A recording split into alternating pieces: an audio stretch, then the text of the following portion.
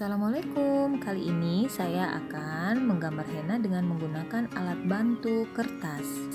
Saya menggunakan kertas biasa, ini kertas HVS yang saya gunting menyerupai kubah.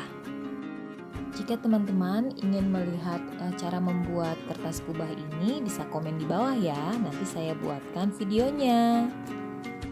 Untuk pemula, alat bantu ini sangat membantu kita untuk menggambar henna.